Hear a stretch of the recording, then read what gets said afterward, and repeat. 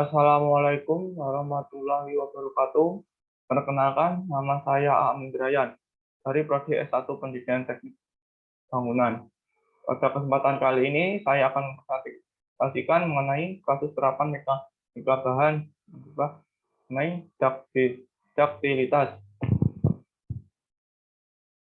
Untuk yang pertama, definisi dari duktilitas.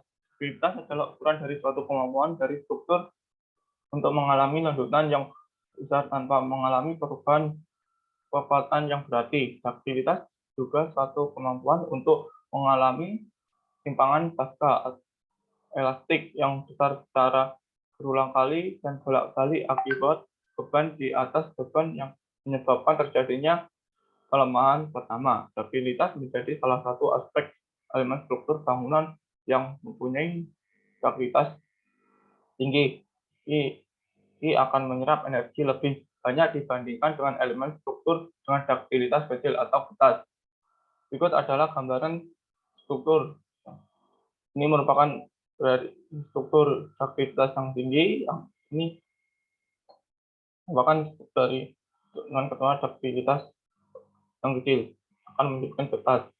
Saat terjadi bencana gempa bumi, struktur dengan duktilitas tinggi akan lebih kokoh berdiri dan struktur duktilitas yang kecil akan atau ketat akan menjadi keruntuhan.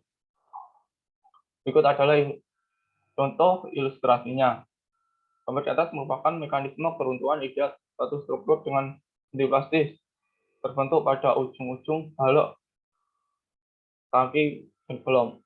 Merupakan inti plastik, ini baloknya, ini kolomnya, ini dinding geser dan inti plastiknya.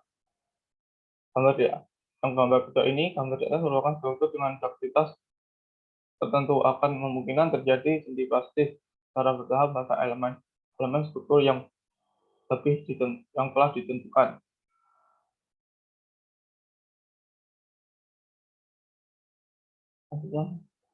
Ini merupakan gambar dari kolom beton getas dan yang ini merupakan kurangnya baja tulangan pada kolom.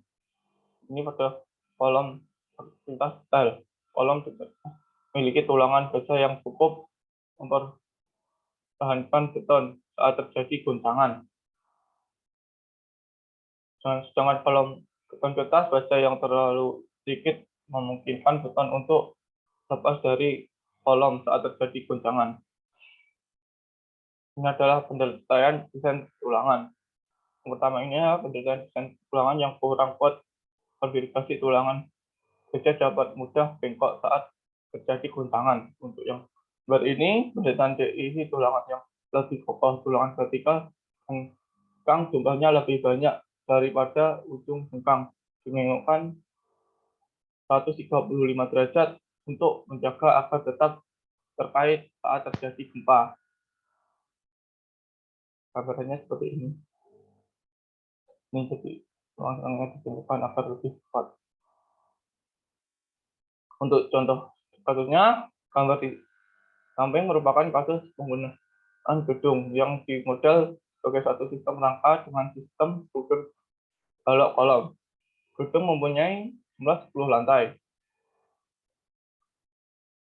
Dengan fungsi bangunan untuk perkantoran, maka digunakan nilai faktor keutamaan itu sebesar 0 SNI dari 2B model gedung tanpa basement, sehingga taraf penjepit lateral pada lantai dasar dapat dimodelkan dengan idealis model tumpuan jepit. Model gedung termasuk dalam klasifikasi peraturan sampai peraturan gempa SNI 2002B dengan jumlah bentang arah X dan arah Y sama, yaitu 3 bentang dengan panjang masing-masing bentang 8 meter. Tinggi lantai dasar atau lantai 1 adalah 4 meter. Selanjutnya tinggi lantai 2 sampai seterusnya sampai lantai 10 mempunyai tinggi sama tipikal, yaitu 3,6 meter. Diketahui mutu beton yang dikenalkan FC sama dengan 30 MPa.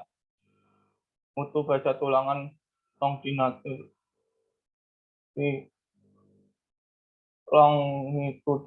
SY sama dengan 400 MPa. Mutu baja tulangan untuk engkang SYS sama dengan 240 MPa untuk balok, dan FYS sama dengan 40 MPa untuk kolom.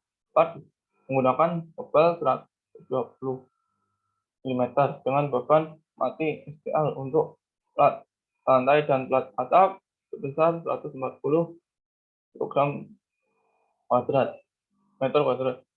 Beban hidup atau plat lantai sebesar 250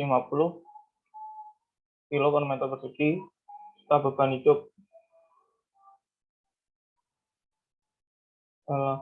atap 100 km persegi. Berikut adalah gambaran dari gedung yang mempunyai lantai 10. Ini ada denahnya, ini gaya dan model isinya, denah dan model struktur gedung.